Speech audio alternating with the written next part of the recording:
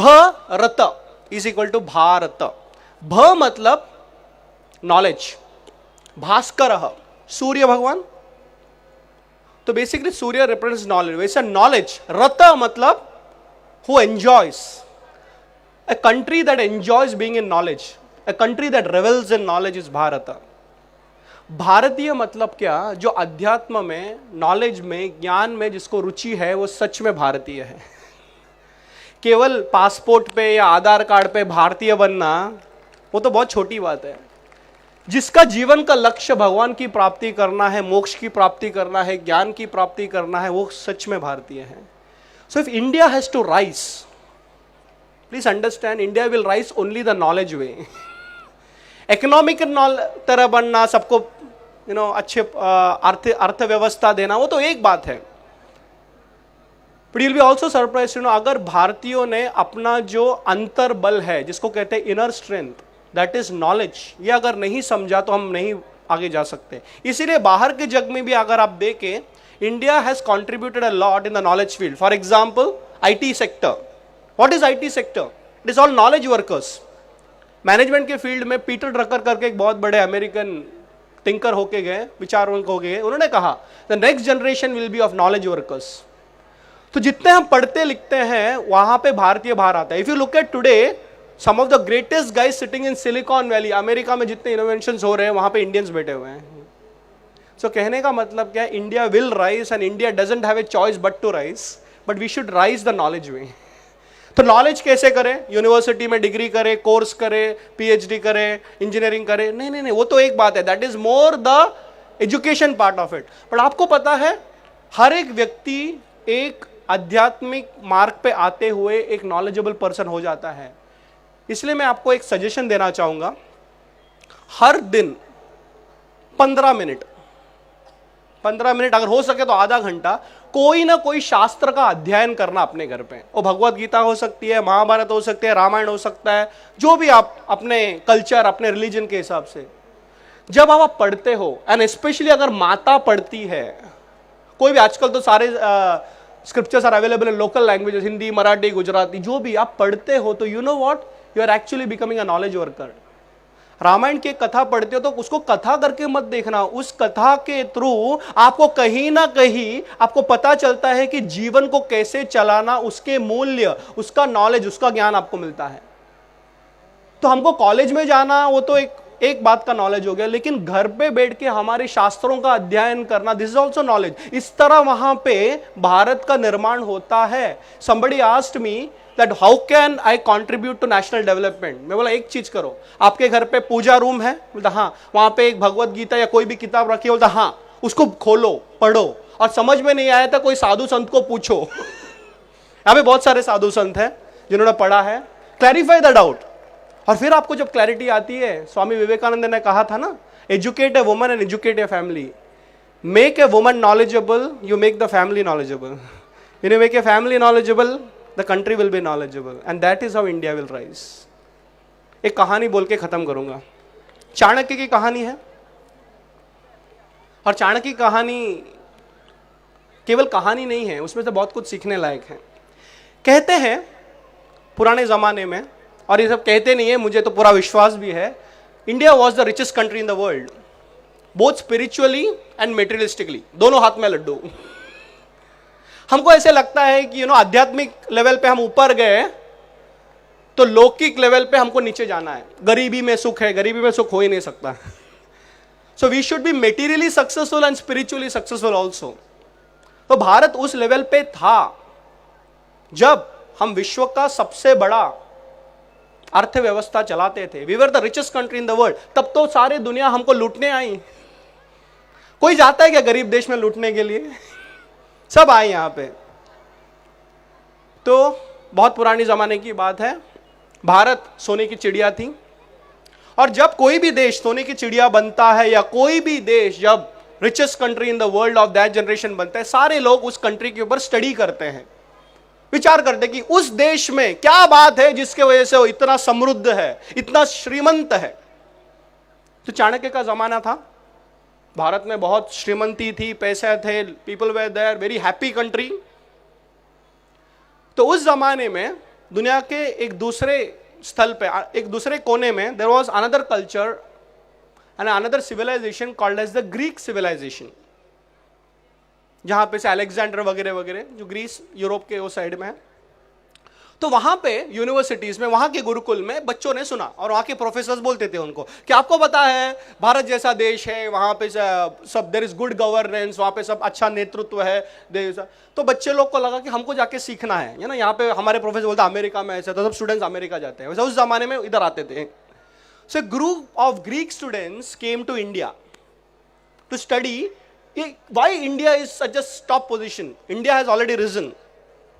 तो जाके देखें, स्टडी टूर कर रहे थे अपने ग्रीक के स्टूडेंट्स, और देखा मार्केट प्लेस में सब अच्छा है, सब कोई चोरी नहीं करता, जो भाजी भी बेचता है, भाजी पाला से लेके जो सोना भी बेचता है, सब अच्छी तरह व्यवहार करता है, everybody is happy, everybody is happy.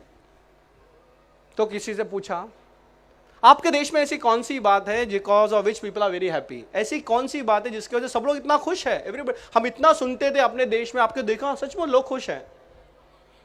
तो लोगों ने बताया कि हमारे देश की खुशी का कारण है गुड गवर्नेंस, अच्छा राजकारण है यहाँ पे। राजकारण खराब हो गया तो दुखी हो जाओगे, राजकारण अच्छा हो गया तो खुशी आ जाएगी। तो अच्छा, अच्छे राजकारण का कारण क्या है? What is the reason for good governance in this particular country?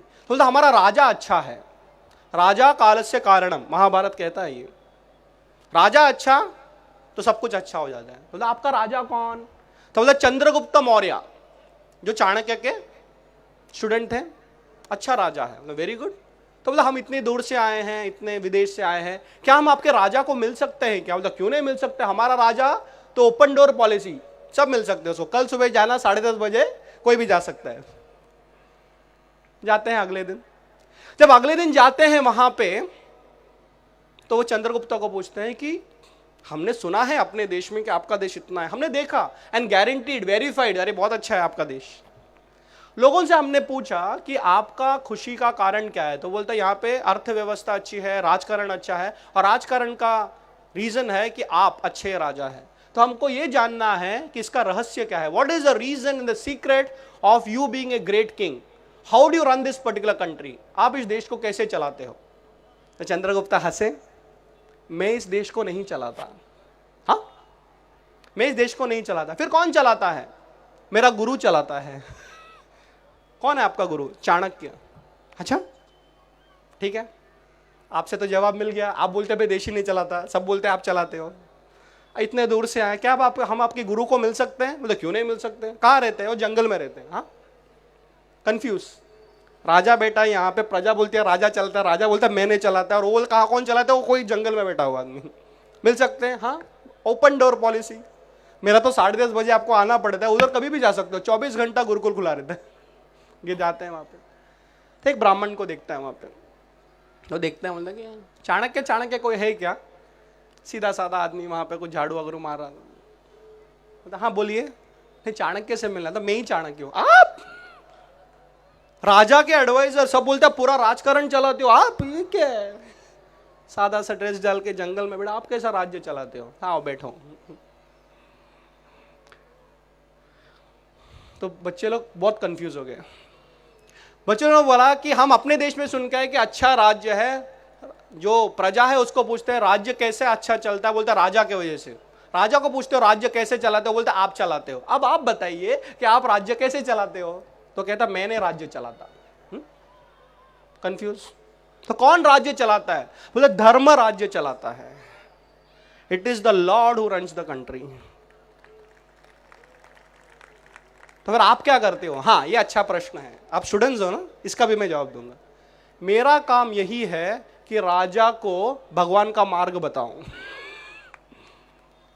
So every raja has to operate from a spiritual side and the guru shows him the way.